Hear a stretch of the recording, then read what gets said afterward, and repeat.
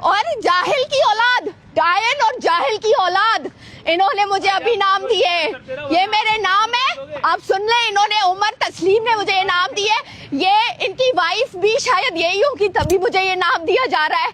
अगर इनको ऐसे लोग मिले होंगे, ऐसी औरतें मिली होंगी, तो तभी इनको पता है कि ऐसी औरतें एग्जिस्ट करती है। ये मेरे साथ गलत हो रहा है और इनको ये चीज दिख नहीं रही कि हमने अभी आके प्लॉट लिया है, हमारा प्लॉट है, हमारी जगह है, हमारे प्लॉट, हमारा प्लॉट। अभी देखे, like a man, he acts like a man. They look at him how he acts. They come and say आप जंगली औरत है, आप जाहिल है, ओ बदतमीज जाहिल जंगली औरत। This is what he has told me a while before.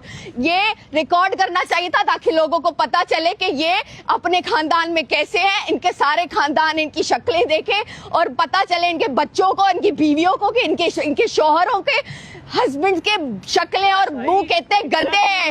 इतना बोला जाओ तुम,